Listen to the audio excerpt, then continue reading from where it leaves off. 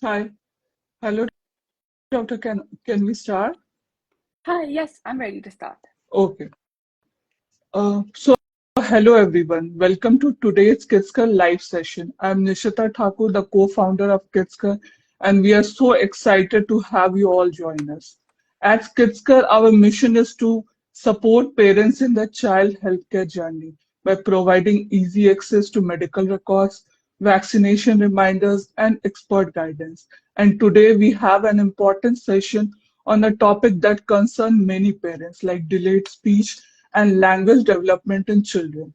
To help us understand this better, we are honored to have with us Dr. Michelle Shah, who is a pediatrician, lifestyle medicine diplomat, and a master of public health. With her expertise, we will explore the early signs of speech delay, possible causes, and how parents can support their child language development. So if you have any questions, drop them in the comment section. We will try to get them answered during the session. Without further ado, let's welcome Dr. Michelle Shah. Thank you for joining us today. Thank you so much for having me. Thank you. I'm excited for this live. So as we are like, should we begin the? Yeah, do you want to start? Yeah, you can give your intro and then we can like start with the session, like if you want to. Sure. So I'm a pediatric lifestyle medicine specialist, which entails of taking a whole child approach, a more 360-degree holistic approach to child health. It's less about reacting to illnesses, but about understanding how we can prevent illnesses in the first place. And when we think about today's topic, which is language acquisition and delayed speech, I think it's a really crucial part of children who are growing up, especially babies. And a lot of parents are always worried about if their child is speaking enough for their age, if they should be doing a little bit more to help their child. So I hope to kind of speak through all of that and help relieve any worries that a lot of parents might have. Yeah. So to begin with, what are the key milestone in language development for babies and toddlers like? Yeah, so this is a really important question to start off with because every parent is worried about hitting those milestones.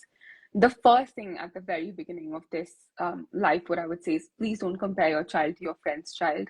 No two children are like, everyone has milestones which happen at different ages. What we need to be mindful about that are they happening within the recommended range that they should be. So you might have seen that between the 0 to 3 month period, your child starts cooing a little bit. They make some small sounds, they start reacting to the environment around them. By 4 to 6 months, they start babbling a little bit, which basically means that they're using a little bit more of vowels rather than just making small sounds. After that, they start introducing consonants in their speech, which happens around the 6 to 9 month mark. So things like ba, ma, all of that starts.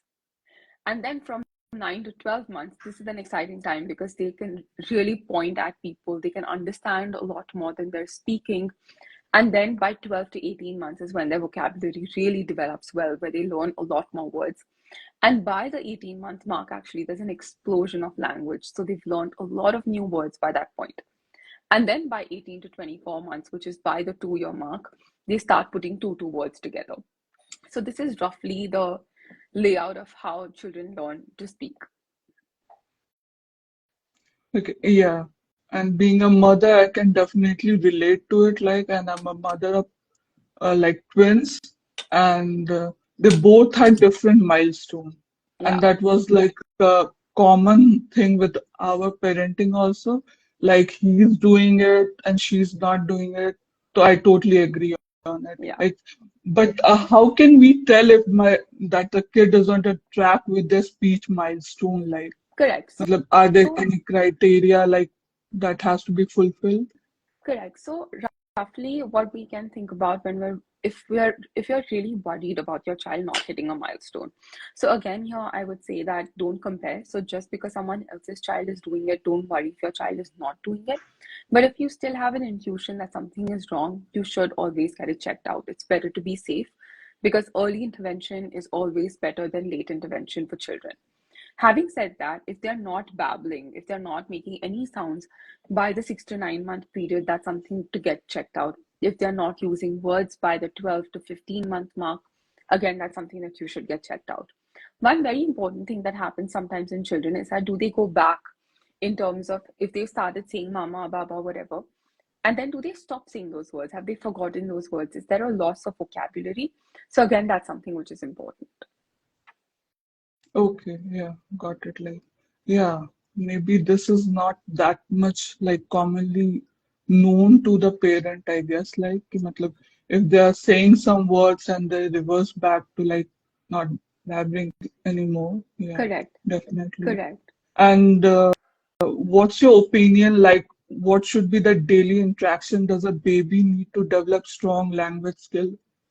Okay, so this is again a very kind of hot topic amongst a lot of moms because everyone is working. It's very difficult to spend undivided Yeah, amount of yeah, time with your children, yeah. right? So the conversation here is about quality and not just quantity. If you're spending 2 hours with your child, for example, but if you're on a screen, if you're kind of distracted, you're doing something else alongside spending time with them, that's really not that beneficial. But even if you're spending 2 to 3 hours with them, if they're getting your undivided attention, you're completely engaging in good quality conversation with them, then that's good enough. Another important thing is that, okay, we don't want children to grow up in total isolation. They should be exposed to different sounds and languages all through the day. So even if it's not just by the parents, even whoever's caring for the child should keep talking to the child. But in this case, I'm talking about the parents because they have a lot more control over what they want their child's language to be, right? So, which is why engage in good quality conversation even in the amount of time that you can spend with your child. If you're looking for a rough estimate, then it should be around 1 hour. Okay, yeah. And what are the some easy to do activities for the parents to encourage speech development if they are finding it like the kid is lagging behind or something like? So one of the best things that you can do is just talk. Yeah. Talk and talk and talk to your child. And every time you're talking, you can simply narrate what you're doing through the day. So if I'm writing, you can just say that now I'm going to take my pencil and I'm going to write. If you're cutting a fruit, for example, you can cut it by saying that, oh, look at this red apple. It's looking so good. I'm going to cut it. So keep narrating whatever you're saying.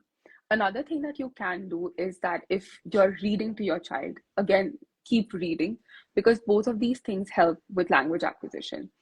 Um, Another thing that you can do is every time your child babbles to you, like for example, they're looking at a ball and they're saying like ba or something, or they're looking at a dog and they're saying like the, or they're just kind of looking at these objects, make it a sentence for them.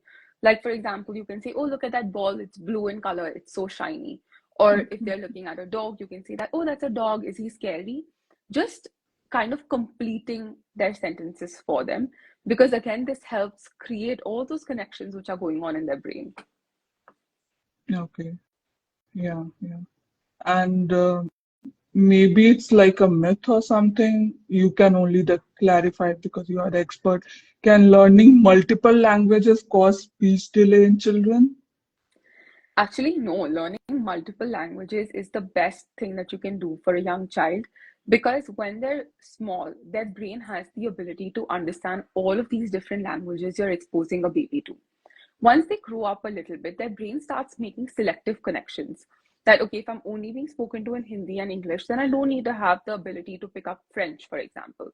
So it starts removing these pieces of its own circuitry because that's what makes the brain more energy efficient then.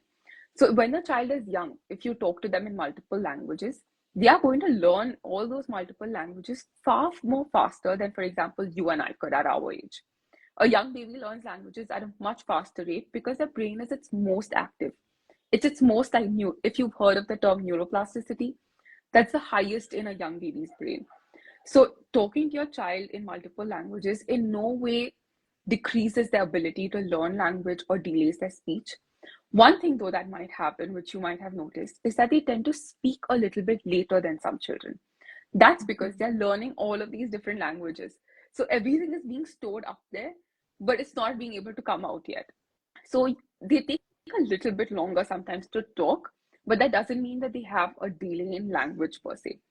When you see that they've started talking, they actually their speech goes from like here to here at an exponential rate because they've learned so much in their brain that they're just willing to get it all out now.